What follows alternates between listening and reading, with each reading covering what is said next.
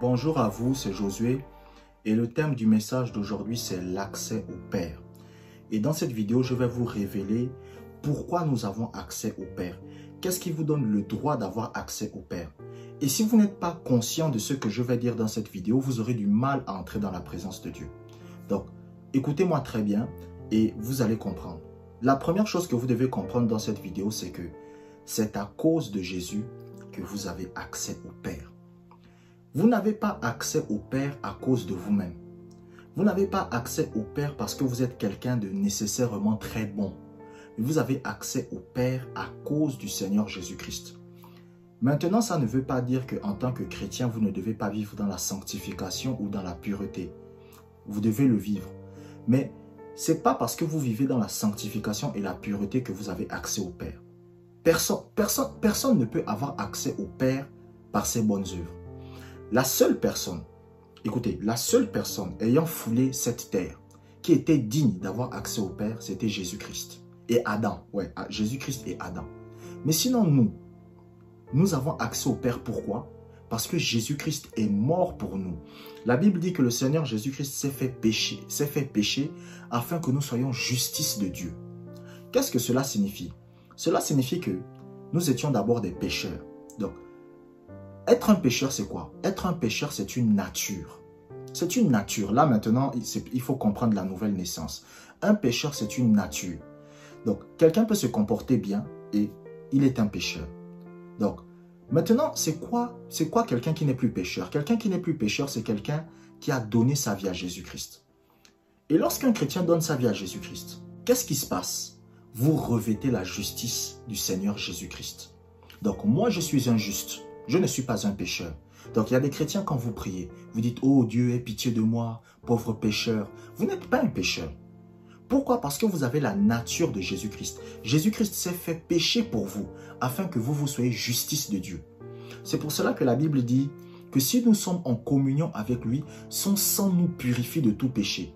Donc, ça veut dire que si quelqu'un marche avec Dieu, si quelqu'un médite la parole de Dieu, si quelqu'un a une vie quotidienne de prière, même s'il commet des petites erreurs de temps en temps, la Bible dit quoi? La Bible dit que le sang de Jésus le purifie.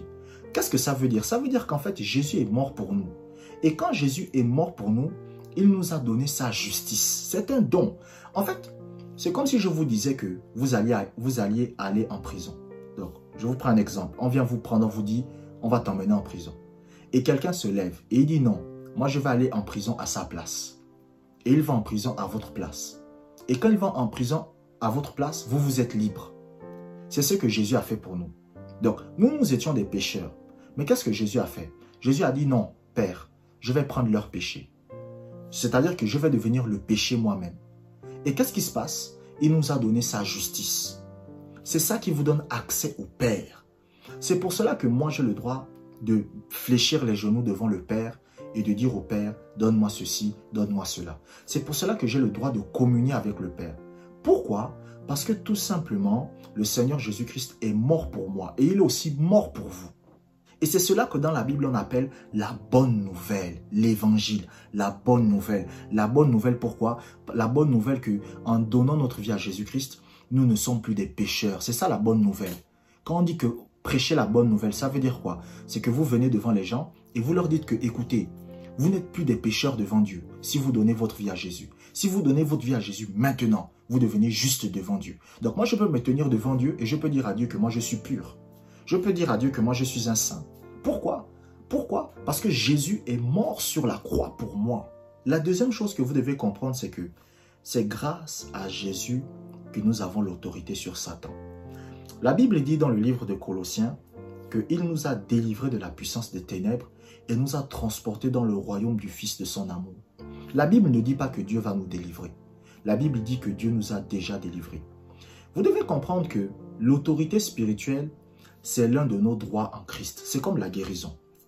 C'est-à-dire que le jour où vous donnez votre vie à Jésus-Christ, il y a un ensemble de bénédictions qui sont prévues pour vous. Donc, c'est pour cela, lorsque vous lisez par exemple Éphésiens chapitre 1, verset 4, la Bible dit « Il nous a bénis de toutes sortes de bénédictions spirituelles dans les lieux célestes en Christ. » Et l'une des bénédictions spirituelles à laquelle vous avez accès en tant que chrétien, c'est l'autorité. Donc, le jour où Jésus est mort à la croix pour vous, il a pourvu pour vous l'autorité en Christ. Donc, cela signifie que si vous êtes un chrétien, si vous êtes un enfant de Dieu, vous n'avez pas à souffrir de la dépression. Vous n'avez pas à souffrir des démons qui vous attaquent. Vous n'avez pas à souffrir des démons qui vous oppressent. Vous n'avez pas à souffrir des maris de nuit, des femmes de nuit. Vous savez, moi, quand j'ai commencé ma vie chrétienne, les premiers mois, il y avait souvent 2 femmes qui venaient me voir pendant la nuit pour coucher avec moi. Donc, elles venaient parfois en vision, c'est-à-dire que je faisais un rêve, elles venaient, elles couchaient avec moi et bon, voilà. Et c'était 2 femmes. C'était une femme d'origine africaine, une noire et une blanche, une blonde. Donc, une blonde aux yeux bleus et une africaine. Elles étaient 2. Elles venaient me voir au moins une fois dans la semaine.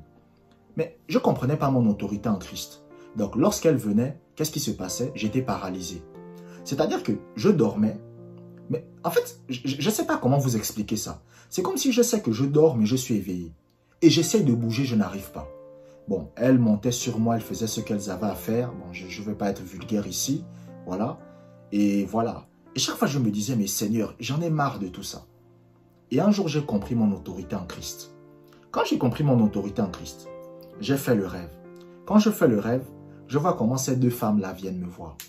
Elles me disent, oh mon chéri Josué, on est venu te voir. J'ai dit, au nom de Jésus, si vous me touchez, vous allez voir ce qui va vous arriver. Vous allez brûler.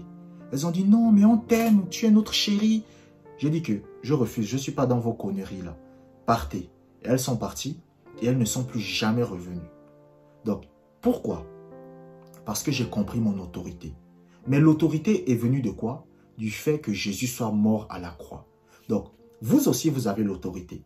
Pourquoi? Parce que lorsque vous donnez votre vie à Jésus-Christ, le Seigneur Jésus-Christ a pourvu pour vous l'autorité spirituelle. Donc, vous n'avez pas à souffrir des maris de nuit ou des démons qui vous oppressent et tout ce genre de choses. Donc, lorsqu'un démon vient vous attaquer, vous dites seulement au nom de Jésus-Christ, je t'ordonne de partir. Et les esprits vont partir. Donc, c'est ça. Donc, comment acquérir l'autorité? C'est très simple. Bon, comment développer son autorité?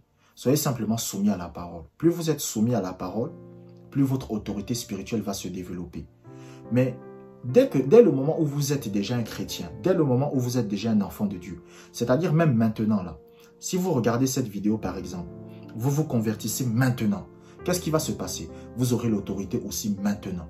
Pourquoi? Parce que l'autorité spirituelle, c'est un don de Dieu. C'est un cadeau que Dieu donne à ses enfants, s'il vous plaît. Je ne vais pas dire à tout le monde. Dieu donne ce cadeau à ses enfants. Donc, lorsque vous donnez votre vie à Jésus-Christ, Dieu va vous donner l'autorité sur les esprits mauvais, sur Satan. Je vous remercie d'avoir regardé cette vidéo jusqu'à la fin. Abonnez-vous pour des prochaines vidéos et que la grâce du Seigneur soit avec vous.